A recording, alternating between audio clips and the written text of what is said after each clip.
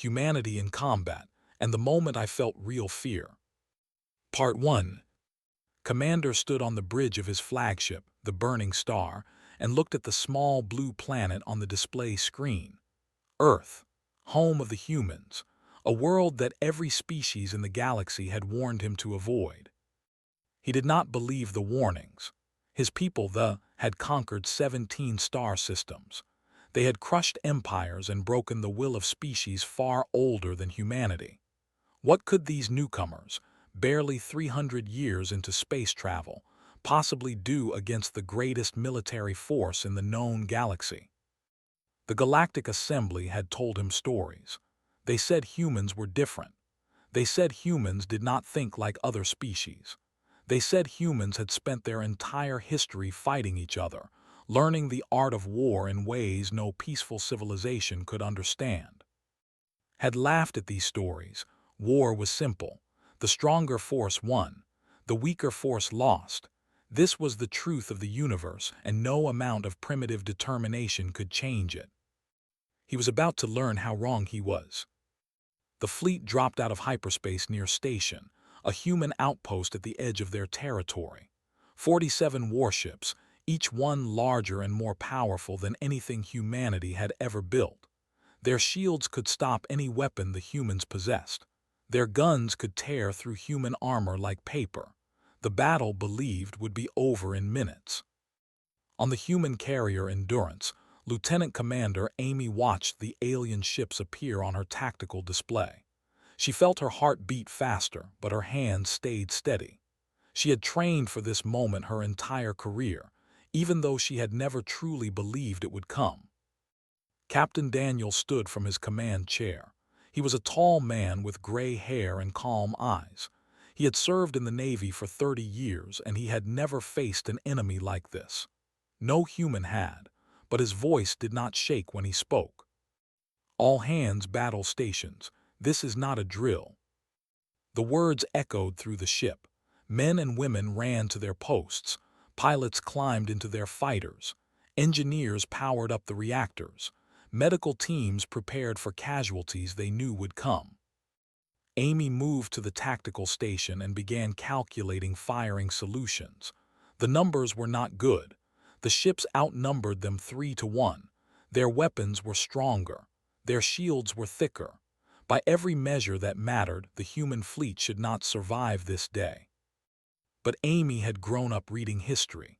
She knew about Thermopylae, where 300 warriors held back an army of thousands. She knew about Stalingrad, where soldiers fought and died for every building, every street, every room. She knew that humans had always found ways to fight when the odds were against them. Today, she would find out if those stories were true. Gave the order to attack. His fleet moved forward in perfect formation, weapons charging, shields at full power. He expected the humans to run. Any rational species would flee from a force they could not defeat. The humans did not run.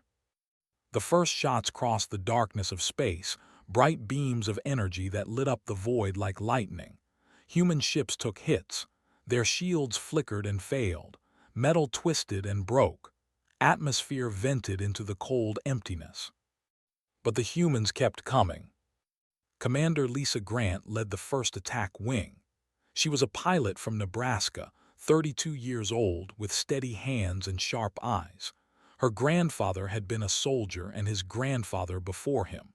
War was in her blood, even if she had never wanted it.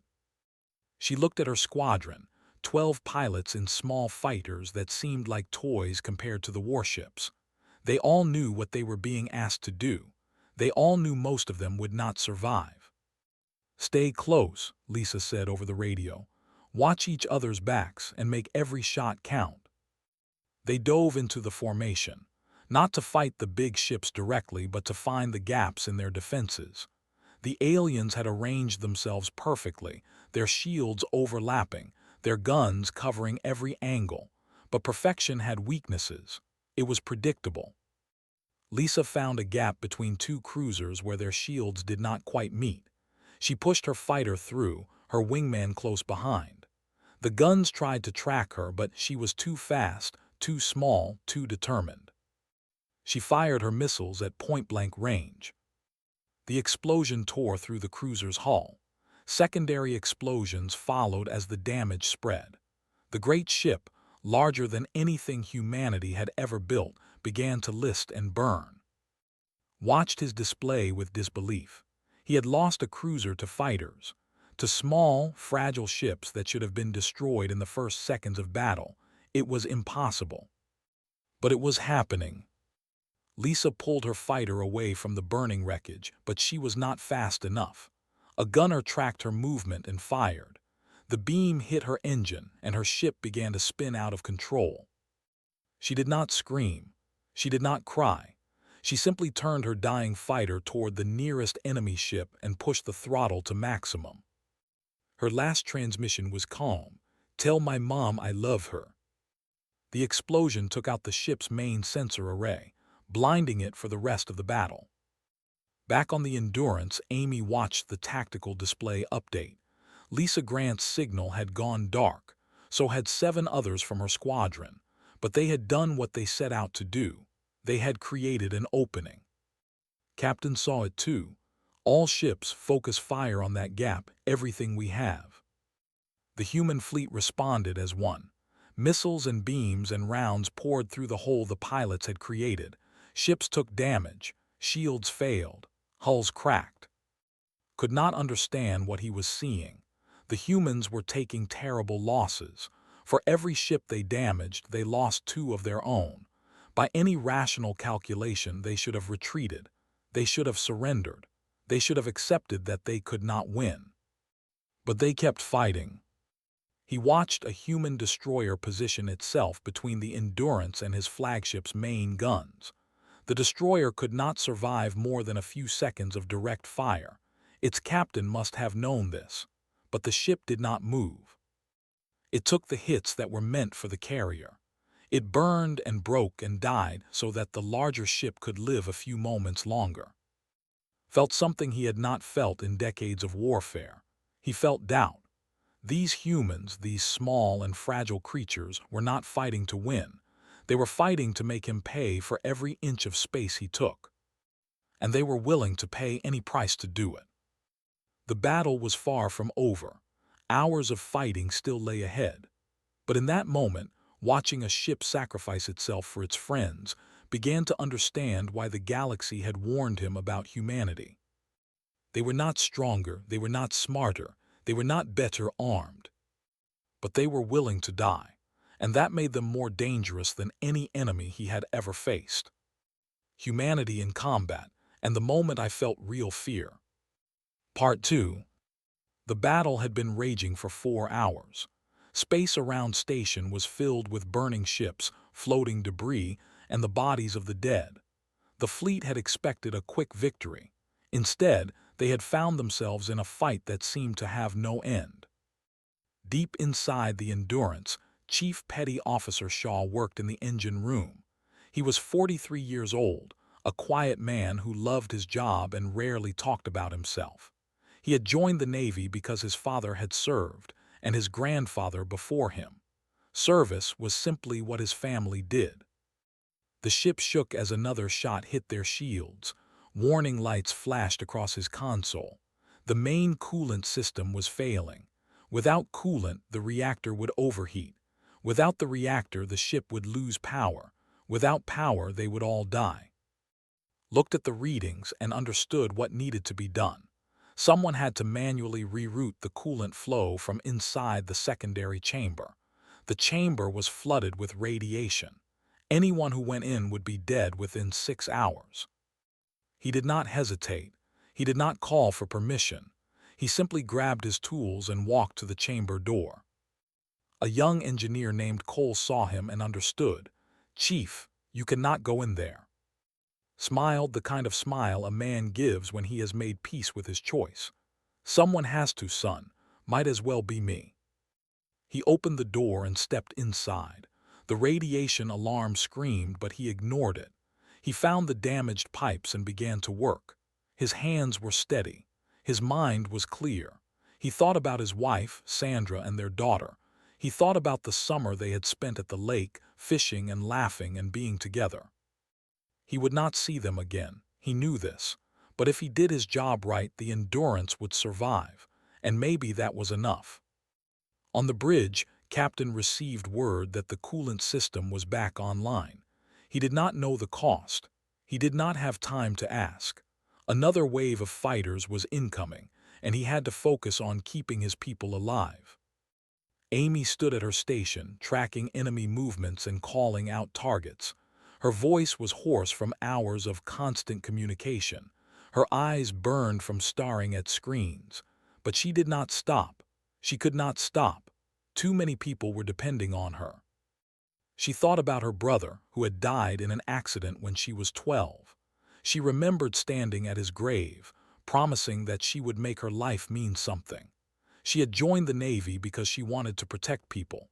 Now, in the middle of the worst battle humanity had ever fought, she was keeping that promise.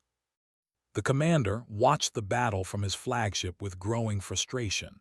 His fleet was winning technically. They had destroyed more human ships than they had lost, but the humans were not breaking. Every ship he destroyed, every life he took, seemed to make the survivors fight harder. He had studied warfare his entire career. He had learned that every species had a breaking point, a moment when the losses became too great and the will to fight collapsed. He had pushed the humans past any reasonable threshold of pain. But they refused to break. In the medical bay of the Endurance, Dr. Rachel was performing her 7th surgery of the day. She was 38 years old, a small woman with gentle hands and a fierce determination. She had become a doctor because she wanted to save lives. Today, she was saving them one at a time, under the worst conditions she had ever experienced. The lights flickered and went out. Emergency power kicked in, but it was not enough for the surgical equipment. Rachel did not panic. She called for flashlights and continued working by their dim beams. Her patient, a young gunner named Tommy Price, was conscious but barely. A piece of shrapnel had torn through his side, and she needed to remove it before it killed him. "Doc," Tommy whispered, "am I going to make it?" Rachel looked at him with steady eyes. "I am not going to let you die, Tommy. You hear me? I am not going to let you die." She worked for another hour, her hands never shaking, her focus never breaking. When she finally closed the wound, Tommy was stable. He would live. One more life saved in a day filled with death. Outside, the battle continued. Human ships fought and died. Pilots flew into enemy fire, knowing they would not return. Engineers kept the machines running long past the point of failure. Medics treated the wounded while the deck shook beneath their feet. Ordered another assault on the Endurance. The human carrier was the heart of their defense. If he could destroy it, the battle would be over. He sent his 3 best cruisers to finish the job. But the humans saw them coming. A destroyer named the Defiance moved to intercept. It was commanded by Jack Palmer, a former school teacher who had joined the Navy late in life. He was 41 years old with a wife named and 2 daughters, Emma and Sophie. He kept their picture on his console, right next to the tactical display. He looked at the picture now as the cruisers approached. He thought about the life he had lived, the choices he had made, the people he loved. Then he gave his final order. "All hands, this is the captain. We are going to hold the line. I know what I am asking. I know the cost. But if we do this, the Endurance survives. And as long as she survives, we have a chance." His crew did not protest. They did not run. They stayed at their posts and prepared to fight. The Defiance moved into the path of the cruisers. Jack knew his ship could not win. He knew he was going to die, but he could buy time. Seconds, maybe minutes, and in battle every second mattered. The first shots hit his shields. They held for a moment, then failed. The second volley tore through his hull. Fires broke out across the ship. Systems failed. People died. But the Defiance did not move. Jack Palmer stood on his burning bridge, watching the cruisers try to push past him. He thought about his daughters, about the world they would grow up in, about the future he was fighting to protect. "Hold the line," he said, his voice calm. "Hold the line." The Defiance lasted 93 seconds. When she finally broke apart, her wreckage blocked the approach. The cruisers had to change course, had to find another path. It was a delay of only a few minutes. But those minutes were enough. The Endurance launched her remaining fighters. They caught the cruisers while they were repositioning, their shields not fully aligned. The attack was devastating. 2 cruisers were destroyed. The third retreated with critical damage.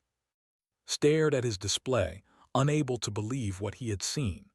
A single destroyer and outnumbered had held his cruisers long enough to change the battle. A man had traded his life for 93 seconds. And those 93 seconds had turned the tide. In the engine room of the Endurance, Shaw finally stopped working. The coolant system was stable. The reactor was safe. He had done his job. He sat down against the wall, too tired to stand anymore, and waited for the end. He thought about Sandra and he hoped they would understand. He hoped they would know that he had loved them, that everything he had done was for them. The radiation had taken its toll. He could feel his body failing, but he did not regret his choice. He had saved his ship. He had saved his friends. That was worth dying for. Humanity in combat, and the moment I felt real fear. Part 3. The battle lasted 11 hours. When it was finally over, the space around station was quiet. No more weapons fired. No more ships burned. There was only silence and the slow drift of wreckage through the void. The Human Defense Force had lost 60% of its ships. 43% of its personnel were dead. Thousands of men and women who had woken up that morning with hopes and dreams and futures ahead of them were gone. Their bodies floated in the darkness, cold and still. But the fleet was in worse shape. Of the 47 warships that had entered the battle, only 12 remained functional. The rest were destroyed, disabled, or burning. Their great armada, the pride of a civilization that had never known defeat, had been broken by a species they had dismissed as primitive. Commander stood on the bridge of the burning star and stared at his tactical display. The numbers did not make sense. His fleet was stronger, his weapons were better, his shields were thicker. By every calculation, he should have won. But the humans had not calculated. They had simply fought. And in their refusal to surrender, their willingness to die for every inch of space, they had achieved something impossible. He gave the order to retreat. It was the first time in history that a fleet had withdrawn from battle with an inferior enemy. The assembly would demand answers. His career was over. His name would become a symbol of failure for generations to come. But as he watched the human ships form up around their wounded, he understood that he had been given something far more valuable than victory. He had been given knowledge.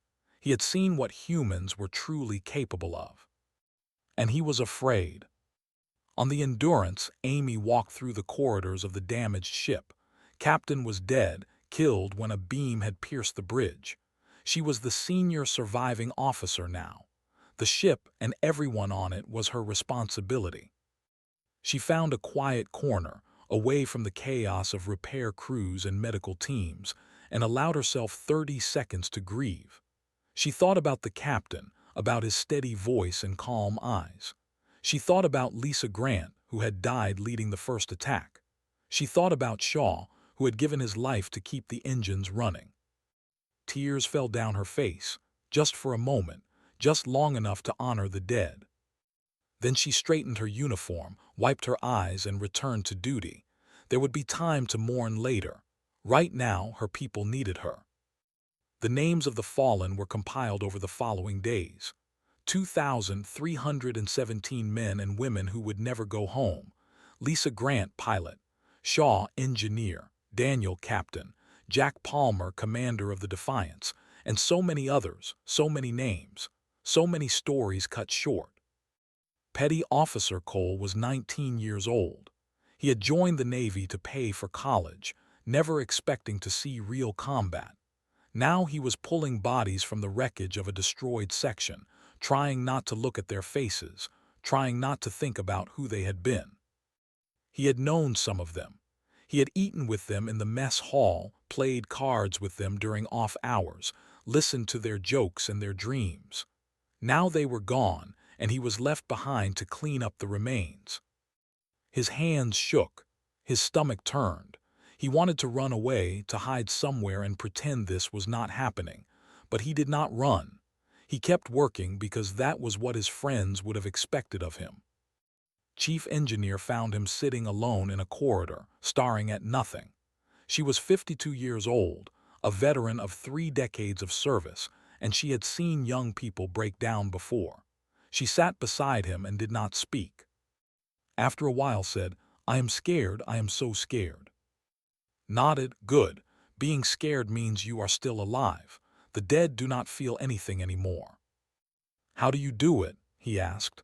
"How do you keep going after something like this?" She thought about the question for a long moment.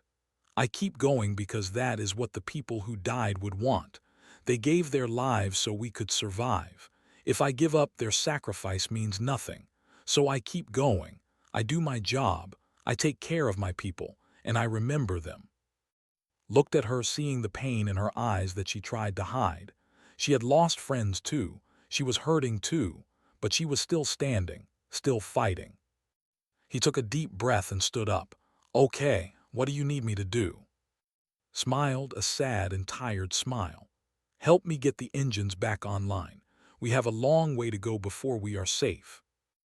They walked together to the engine room, 2 people carrying the weight of loss but refusing to be crushed by it. That was what humans did. They carried the weight. They kept moving. They survived. In the medical bay, Dr. Rachel worked without rest. She had been awake for 36 hours, performing surgery after surgery, saving every life she could. Her hands were steady, but her soul was tired.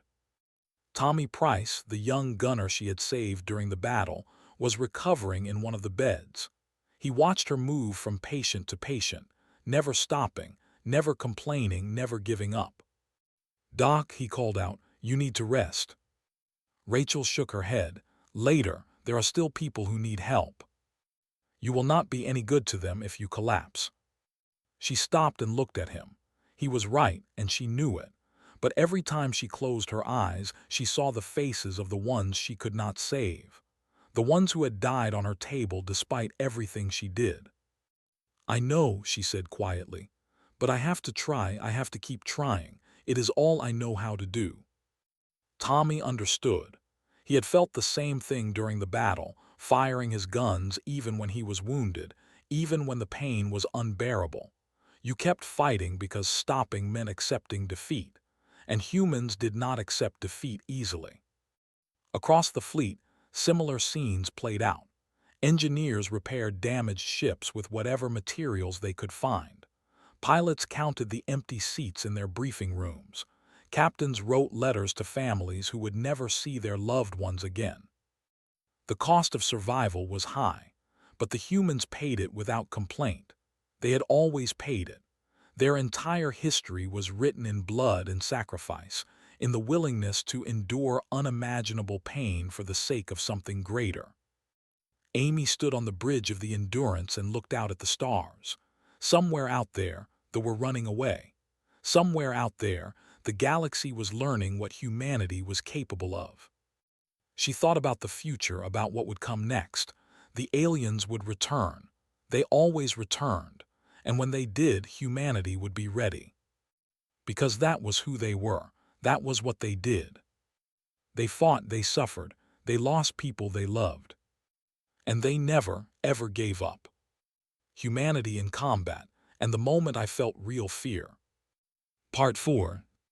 News of the Battle of Station spread across the galaxy faster than any ship could travel.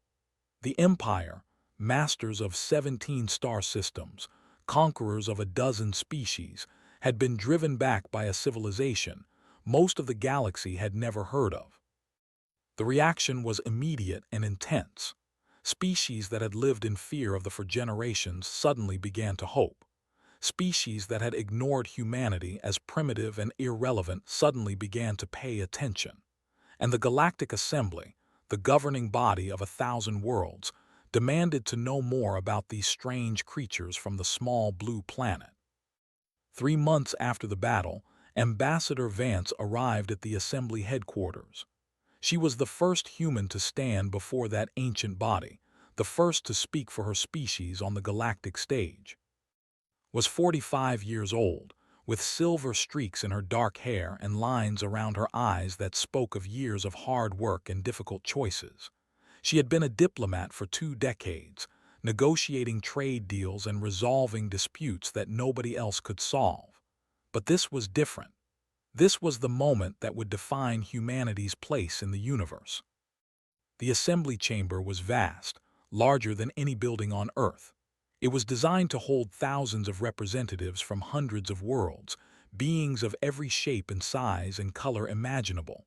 Some floated in liquid-filled tanks, others perched on specialized platforms.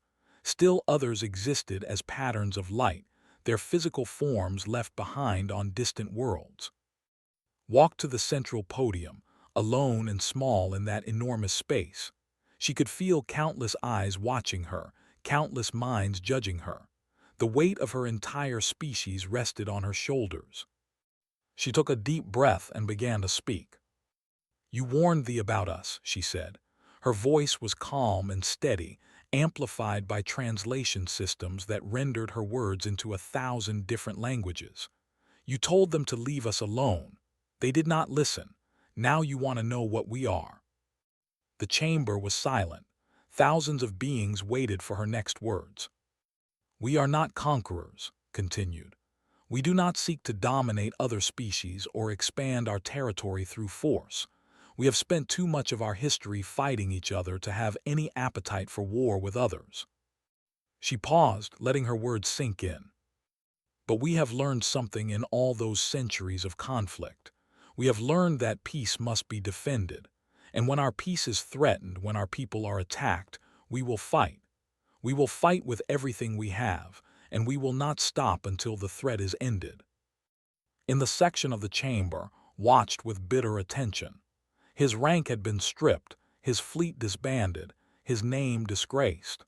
But he had requested permission to attend this session, to see for himself the species that had humiliated him. He saw a small woman with tired eyes. He saw someone who carried the weight of billions on her shoulders without complaint. He saw strength that had nothing to do with size or weapons or shields. And he understood why his people had lost. Activated a display behind her. Images appeared, recordings from the Battle of Station. The assembly watched in silence as human pilots flew into certain death, as engineers stayed at posts that would kill them, as ships sacrificed themselves to protect their friends. "You have rules," said, "treaties and protocols that govern warfare between civilizations. These rules assume that all parties value their own survival above everything else. That is a reasonable assumption for most species." She looked around the chamber, meeting the eyes of beings she did not recognize, species she had never heard of. "It is not true for us." A murmur ran through the assembly. The representatives shifted in their seats, uncertain what to make of this declaration. "We value life," explained. "We treasure it, we protect it. But when life is threatened, when the things we love are in danger, we are willing to sacrifice everything. Our comfort, our safety, our very existence. We will die to protect what matters to us." She let the silence stretch for a moment before continuing. "They attacked our outpost without warning or provocation. They expected us to flee or surrender. They did not understand what they were facing. They thought we were weak because we are small. They thought we were cowardly because we prefer peace. They were wrong." The images behind her changed. They showed the aftermath of the battle, the broken ships, the retreat of their fleet. "We do not want enemies," said. "We do not want war. We have had enough of both to last us forever. But we will not be victims. We will not be conquered. We will not be erased from the galaxy because someone decided we were not worth the trouble of leaving alone." She stepped forward, her voice rising with controlled passion. "So here is what I want you to understand. We are not a threat to anyone who does not threaten us first. We will trade with you. We will learn from you. We will share what we know. We want to be part of your community to contribute to the peace and prosperity of the galaxy." Her eyes hardened. "But if anyone attacks us again, they will face what they faced. They will face a species that does not know how to quit. They will face humans." The assembly was silent, could not tell if she had won them over or terrified them, perhaps both. An elderly representative from a species called the Rose to speak.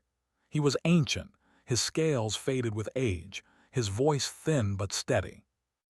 "We have watched many young species enter this chamber," he said.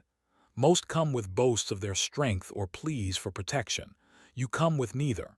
You come with a warning wrapped in an offer of friendship. I am not sure if this is wisdom or arrogance." Nodded respectfully. "Perhaps it is both. We are a complicated species." A ripple of something like laughter moved through parts of the chamber. This mouth curved in what might have been a smile. "Yes," he said, "I believe you are." Another representative spoke, this one a floating sphere of blue light. "You speak of sacrifice and determination. You speak of fighting to the death. But all species have soldiers willing to die. What makes humans different?" Consider the question carefully before answering. Most species have soldiers who will die when ordered. Humans have ordinary people who will choose to die for something they believe in. Our soldiers are not special. They are farmers and teachers and engineers who decided to fight. That is our strength. Every human is capable of becoming a warrior when necessary. The chamber fell silent again as the implications of her words sank in. A species where every individual was a potential soldier. A species that did not surrender because the very concept was foreign to their nature. Closed his eyes. He thought about Jack Palmer, the former teacher who had commanded the Defiance. He thought about the ordinary people who had faced his warships without fear. He understood now why his calculations had failed. He had measured weapons and shields and numbers. He had not measured hearts. Vance finished her address and stepped back from the podium. She did not know what the future held. She did not know if she had made friends or enemies today, but she had spoken the truth about her people. That was all she could do. That was all anyone could do. The rest was up to the galaxy. Humanity in combat, and the moment I felt real fear. Part 5. The following document was recorded by former commander of the Strategic Fleet for the Galactic Assembly Archives. It has been translated from Standard into Common Tongue. I have been asked many times to describe the moment when I knew the battle was lost. People assume it was when my flagship took critical damage, or when we lost our third cruiser, or when the humans launched their final attack. They are wrong. The moment I felt real fear, true fear that reached into my soul and would not let go, came much earlier in the battle. It came in the first hour, when I ordered a direct assault on the human carrier Endurance. Our weapons were superior. Our shields were stronger. We should have torn through their defenses without any real difficulty. I had calculated the outcome with perfect precision. We would destroy their carrier, break their formation, and end the battle within minutes. Instead, I watched a small human vessel move to intercept us, a light cruiser called the Defiance. It was tiny compared to my warships, fragile and weak by any measure. My tactical officer told me it could survive no more than 90 seconds of direct fire. I did not know then who commanded that ship. I learned his name later from the records we recovered after the battle, Jack Palmer, a man who had been a school teacher before he joined the military, 41 years old. He had a wife named and 2 daughters, Emma and Sophie. He kept a picture of them on his command console. I watched his ship move into position directly in our firing path. He knew what he was doing. The calculations were not complicated. His ship could not survive. His crew could not survive. He was placing himself and everyone under his command in the path of certain death. For what? A few seconds of delay, a brief pause in our advance, nothing that should have mattered. I ordered the attack, expecting him to break away at the last moment. No rational commander would sacrifice their ship and crew for such a small gain. It made no tactical sense. It violated every principle of warfare I had ever learned. Jack Palmer did not move. We fired. Our weapons hit his shields and they held for a moment before failing. The second volley tore through his hull. I watched on my display as his ship began to die. Fires broke out across every deck. Systems failed one by one. Atmosphere vented into space. People died in flames and vacuum and cold. But the Defiance did not move. 93 seconds. That was how long Jack Palmer held his position. For 93 seconds, his dying ship blocked our firing solution on the carrier behind him. For 93 seconds, we could not reach our real target. I learned later what happened during those seconds. In the engine room, a man named Shaw was keeping the reactor stable despite fatal radiation exposure. On the bridge, Jack Palmer was talking calmly to his crew, telling them he was proud of them, telling them their families would know what they had done. His last transmission before the ship finally broke apart was simple: hold the line. 3 words, that was all, and those 3 words broke something inside me. Because I understood then that we could not win, not against an enemy like this, not against a species that counted death as an acceptable cost for 93 seconds of time. Those 93 seconds allowed the Endurance to launch her fighters. Those fighters destroyed our forward escorts. The loss of our escorts exposed our flank. The exposed flank led to the destruction of 3 cruisers. Those destroyed cruisers created the gap that the humans used to win the battle. 1 ship, 93 seconds, and the entire course of the war changed. I have studied warfare my entire life. I have learned that victory goes to the strong, the smart, the prepared. But the humans taught me something that my teachers never mentioned. They taught me that strength is not measured in weapons or ships or numbers. It is measured in will. The humans had more will than we did. They were willing to pay prices we could not imagine. They were willing to sacrifice things we would never consider sacrificing. And that made them stronger than us, even though our guns were bigger and our shields were thicker. I have been asked to assess humanity as a threat to the galaxy. My answer is simple. Do not threaten them. Do not provoke them. Do not give them a reason to turn their terrible strength against you. They are not evil. They do not seek destruction for its own sake. They are actually quite peaceful when left alone. They laugh and love and dream just like any other species. They want the same things we all want: safety, prosperity, happiness. But they have been shaped by a history we cannot understand. Their world was harsh. Their evolution was brutal. They spent thousands of years fighting each other, learning lessons about war that we never had to learn. And when they finally reached the stars, they brought those lessons with them. I watched a man die for 93 seconds, not for victory, not for glory, not for anything that would benefit him personally. He died for time. He died to give his friends a chance. He died because that was what his duty required, and he would not fail in his duty even if it cost him everything. That is what we are dealing with. That is what the galaxy must understand. The assembly species survived because we learned to avoid conflict. We built our civilizations on cooperation and mutual benefit. We created rules and treaties that made war unnecessary. We are peaceful because peace is efficient. Humans are different. They are peaceful because they choose to be peaceful. And when they choose to fight instead, there is no limit to what they will endure, no price they will not pay, no sacrifice they will not make. I have seen their faces in battle. I have watched them burn and bleed and die without retreating. I have witnessed their determination, and I know now that the galaxy has never faced anything like them. They do not fight to win. They fight to survive. And when survival is at stake, a human will do things that no other species would consider. The Battle of Station is now taught at every military academy in the assembly. Human officers sometimes come as guest instructors.